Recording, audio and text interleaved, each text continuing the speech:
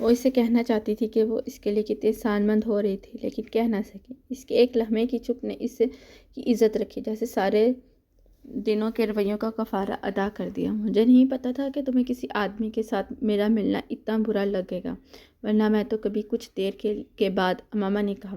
سلار نے اس کی بات کاٹ دی۔ کوئی آدمی نہیں تھا ماما،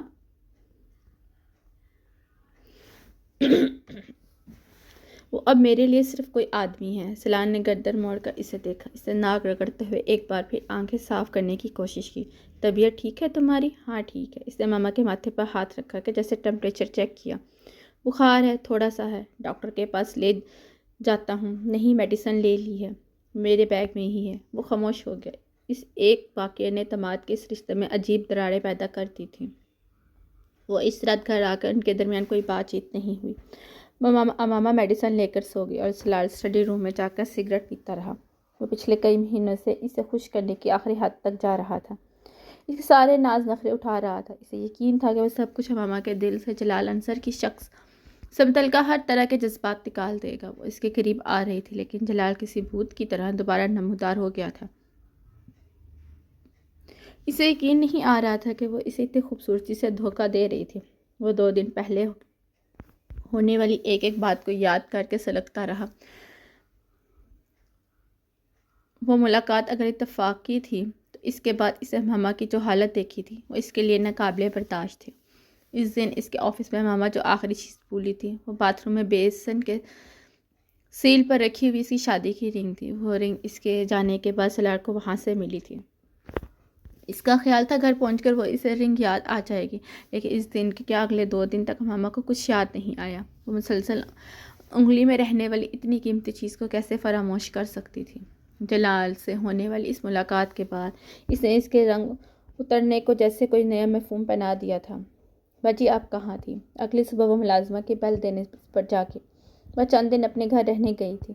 وہ ہاتھ دھو کر واپس آئی تو ملازمہ اسٹڈی روم کی صفائی کر رہی تھی۔ سگریٹ کے ٹکڑوں پر بڑے ایش ٹرے نے اسے چونکا دیا۔ مجھے لگتا ہے باجی سلار صاحب سگریٹ پینے لگے ہیں، ہر روز اس طرح ایش ٹرے بھرا ہوتا ہے۔ اب روز روز تو کوئی مہمان نہیں آتا ہوگا۔ وہ جواب دیے بغیر وہاں سے چلی گئی۔ اگلی صبح اس نے ایش ٹرے پھر سگریٹ کے ٹکڑوں سے بھرا ہوا دیکھا۔ اس بات سے پریشان ہوئی کہ وہ اسموکر نہیں تھا، لیکن عادی بن رہا تھا۔ کئی دنوں کے بعد اس رات سلار نے بڑی رغبت سے کھایا۔ عام طور پر 1 چپاتی سے زیادہ نہیں کھاتا تھا، لیکن آج اس سے 2 چپاتیاں کھائیں۔ اور بنا دوں؟ ماما نے اسے دوسری چپاتی لیتے ہوئے دیکھ کر پوچھا۔ نہیں، میں پہلے ہی اوور ایٹنگ کر رہا ہوں، اس نے منع کیا۔ ماما نے اس کی پلیٹ میں کچھ سبزی ڈالنے کی کوشش کی، اسے روک دیا۔ نہیں، میں ویسے ہی کھانا چاہ رہا ہوں۔ ماما نے کچھ حیرانی سے اس کا چہرہ دیکھا۔ وہ جانتی تھی کہ وہ اس کے ہاتھ کی چپاتی پسند ہے۔ اس دن پہلی بار اس نے آخری لقمہ اسے نہیں دیا۔ وہ کھانا کھانے کے بعد ٹیبل سے اٹھ گیا۔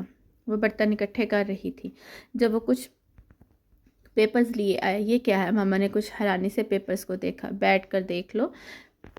اس کے قریب کرسی کھینچ کر بیٹھ گیا۔ وہ ابھی اس سے کچھ الجھے انداز میں پیپرز لے کر بیٹھ گئی۔ پیپرز پر ایک نظر ڈالتے ہی اس کا رنگ فک ہو گیا۔ طلاق کے پیپرز ہیں؟ وہ مشکل بول سکی۔ نہیں، یہ میں نے اپنے وکیل سے ایک ورک ڈیڈ تیار کروایا ہے۔ اگر خدا نخواستہ ایسی صورتحال ہوگی تو یہ تمام معاملہ خوش اسلوبی سے طے کرنے کی کوشش۔ مجھے تمہاری بات سمجھ نہیں آئی۔ اب اس کے حواس باختہ تھے۔ ڈرو مت، یہ کوئی دھمکی نہیں ہے، میں نے یہ پیپرز تمہارے تحفظ کے لیے تیار کروائے ہیں۔ سلار نے اس کے کانپتے ہوئے ہاتھوں کو اپنے ہاتھ میں لیتے ہوئے کہا۔ کیسا تحفظ؟ اسے اب بھی ٹھنڈے پسینے آ رہے تھے۔ میں نے علیحدگی کی صورت میں فائنینشیل سیکیورٹی، بچوں کی کسٹڈی تمہیں دی ہے، لیکن میں تو طلاق نہیں مانگ رہی۔ اس کی ساری گفتگو اس کے سر پر سے گزر رہی تھی۔ میں بھی تمہیں طلاق نہیں دے رہا، صرف قانونی طور پر خود کو پابند کر رہا ہوں۔ میں علیحدگی کی کیس کو کورٹ میں نہیں لے کر جاؤں گا۔ تمہیں علیحدگی کا حق اور بچوں کی کسٹڈی دے دوں گا۔ جو بھی چیزیں اس عرصے میں حق مہر، تحائف، جیولری یا روپے اور پراپرٹی کی صورت میں تمہیں دوں گا، وہ سب خلا یا طلاق دونوں کی صورت میں تمہاری ملکیت ہوگی۔ میں ان کا دعویٰ نہیں کروں گا۔ یہ سب کیوں کر رہے ہو تم؟ اسے بے حد خائف انداز میں اس کی بات کاٹی۔ میں اپنے آپ سے ڈر گیا ہوں ماما۔ وہ سنجیدہ تھا۔ میں کبھی سوچ بھی نہیں سکتا کہ مجھے تم پر اتنا غصہ آ سکتا ہے۔ میں نے تمہیں گھر سے نہیں نکالا، لیکن اس رات میں نے پرواہ نہیں کی کہ تم گھر سے کیوں اور کہاں جا رہی ہو۔ میں اتنا مشتعل تھا کہ میں نے یہ بھی پرواہ نہیں کی تم باحفاظت کہیں پہنچی بھی ہو یا نہیں۔ وہ بے حد صاف وہ اسے کہہ رہا تھا۔ اور پھر میں نے ڈاکٹر صاحب سے بھی بات نہیں سنی. I just want to punish you. وہ ایک لمحے کے لیے رکا. اس نے مجھے خوف زدہ کر دیا. میرا غصہ ختم ہوا تو مجھے یقین نہیں آ رہا تھا کہ میں اتنا گر سکتا ہوں. میں تمہارے ساتھ اس طرح بیہیو کر سکتا ہوں، لیکن میں نے کیا. بہرحال ایک انسان ہوں، تم تو ساتھی کی بجائے حریف سمجھوں گا، تو شاید آئندہ بھی کبھی ایسا کروں. ابھی شادی کو تھوڑا وقت ہوا ہے. مجھے بہت محبت ہے تم سے. میں خوشی خوشی یہ سارے وعدے تم سے کر سکتا ہوں، سب کچھ دے سکتا ہوں، لیکن تمہیں اگر کچھ عرصے بعد اگر ایسی کسی سچویشن آ گئی تو پتہ نہیں ہمارے درمیان کتنی تلخی ہو جائے. تب شاید میں اتنی سخاوت نہ کر سکوں.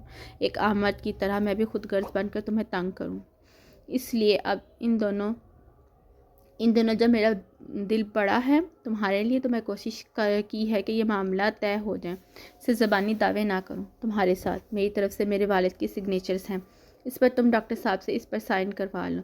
وہ چاہیں تو پیپرز اپنے پاس رکھیں یا تم لا کر لاکر میں رکھوا دو. وہ آنکھوں میں آنسو لیے اس کو چہرہ دیکھتے رہی. میں نے تم سے کوئی سیکیورٹی نہیں مانگی. اس کی آواز بھر آئی ہوئی تھی. لیکن مجھے تو دینی چاہیے نا. میں یہ پیپر جذبات میں آ کر نہیں دے رہا تمہیں. یہ سب کچھ سوچ سمجھ کے کر رہا ہوں. تمہارے بارے میں بہت پوزیسو ہوں، بہت انسیکیور ہوں ماما. یہ ایک لمحے کے لیے ہونٹ کاٹتے ہوئے رکا. اور اگر کبھی ایسا ہوا تو مجھے چھوڑنا چاہو تو میں تمہیں کتنا تنگ کر سکتا ہوں تمہیں اندازہ بھی نہیں ہے. لیکن مجھے اندازہ ہو گیا ہے. وہ پھر رک کر ہونٹ کاٹنے لگا. تو میرا واحد اثاثہ ہو جسے میں پاس رکھنے کے لیے فیئر اور فاؤل کی تمیز کے بنا کچھ بھی کر سکتا ہوں. اور یہ احساس بہت خوفناک ہے میرے لیے. میں تمہیں تکلیف مچانا چاہتا ہوں، نہ ہی تمہاری حق تلفی چاہتا ہوں. ہم جب تک ساتھ رہیں گے بہت اچھے طریقے سے رہیں گے. اگر کبھی الگ ہو جائیں تو میں چاہتا ہوں کہ ایک دوسرے کو تکلیف دیے بغیر الگ ہوں. وہ اس کا ہاتھ تھپ تھپاتے ہوئے اٹھ کر چلا گیا. وہ پیپر ہاتھ میں لیے بیٹھی رہی. پودوں کو پانی کب سے نہیں دیا؟ اگلی صبح اسے ناشتے کی ٹیبل پر سلار سے پوچھا. پودوں کو؟ وہ چونکا. پتہ نہیں، شاید کافی دن ہو گئے. وہ بڑبڑایا تھا. سارے پودے سوکھ رہے تھے. وہ اس کا چہرہ دیکھتے ہوئے حیران تھی. وہ جم سے آنے کے بعد روز صبح پودوں کو پانی دیا کرتا تھا. اس سے پہلے کبھی بھی ماما کی اسے روٹین بدلتے نہیں دیکھا. وہ سلائس کھاتے کھاتے ایک دم اٹھ کر ٹیرس کا دروازہ کھول کر باہر نکل گیا. چند منٹوں بعد وہ پریشان سا واپس آیا. ہاں، مجھے خیال ہی نہیں رہا اس دن وہ پودوں کو پانی دے کر آئی تھی. تمہاری گاڑی فی الحال میں استعمال کر رہا ہوں. 2-4 دن میں میری گاڑی آ جائے گی تو تمہیں تمہاری چھوڑ دوں گا. اس نے دوبارہ بیٹھتے ہوئے ماما سے کہا. تمہاری گاڑی کہاں ہے؟ ورک شاپ میں لگی ہوئی ہے. اس نے عام سے لہجے میں کہا. وہ چونک گئی. کیسے لگی؟ میں نے کسی گاڑی کے پیچھے مار دی تھی. کچھ معذرت خوانا انداز میں اسے بتا رہا تھا. وہ اس کا چہرہ دیکھتی تھی. وہ سلائس پر مکھن لگا رہا تھا. وہ ایکسپرٹ ڈرائیور تھا. وہ ناممکن تھا کہ وہ کسی گاڑی کے پیچھے سے ٹکر مار دے.